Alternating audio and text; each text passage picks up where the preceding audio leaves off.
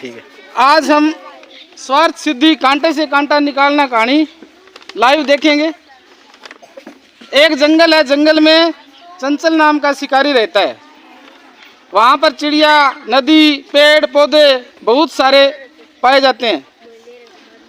उस जंगल में शिकारी ने जाल बिछाया।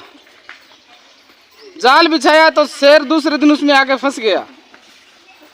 शिकारी ने देखा कि उसमें शेर फंसा हुआ है। शेर उछल कूद करता है। शेर उछल कूद करता है और थोड़ी देर में थक जाता है। थकने के बाद में भूख प्यास लग जाती है और शिकारी को देखकर शिकारी से बोलता है। शिकारी डरकर भागने लगता है। शिकारी से बोलता है कि आप मुझे इसमें से निकाल दो, और शिकारी से बोलता है कि मैं तेरे को नहीं खाऊंगा। शिकारी उसको दया करके निकाल देता है। जैसे निकालता है फिर उसको पानी पिलाता है।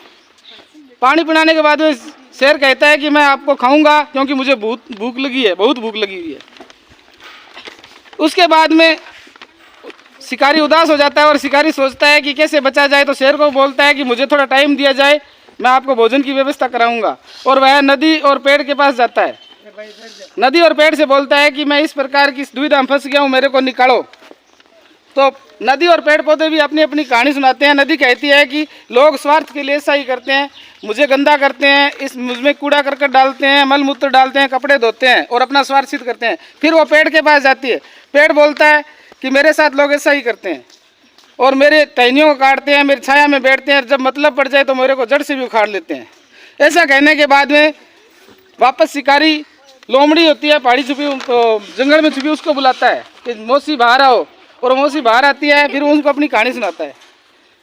मौसी उनकी कहानी सुनकर मौसी चतुर होती है और वो कहती है कि मैं आपकी दुविधा का हल करती हूँ।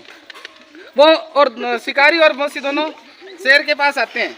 शेर को बोलते हैं कि आप कैसे फंसे थे, कैसे थके, कैसे भूख लगे, वो सारी प्रक्रिया मुझे करके दोबारा से बताओ ताकि मैं आपको भोजन उपलब्ध करवा सकूं, ताकि मेरे को समझ में आए।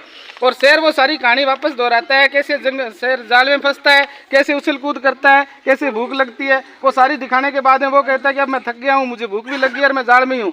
तो लोमड़ी बोलती है, लोमड़ी मौसी कहती है कि आपको हम बाहर नहीं निकालेंगे, क्योंकि स्वार्थ के लिए आपने भी वैसा ही किया था कि इसने पानी पिलाया तो आपने खाने की सोची, तो अब इसने वापस आपको जाल में फंसवा दिया है। अब आप यहीं रहो और हम जा रहे हैं। वो सभी चले जाते हैं और इस कहानी से शिक्षा मिलती है कि अपने लालच और स्वार्थ के लिए किसी को धोखा नहीं देना चाहिए, किसी के साथ विश्वासघात नहीं करना चाहिए। ताली बजाओ भी सभी।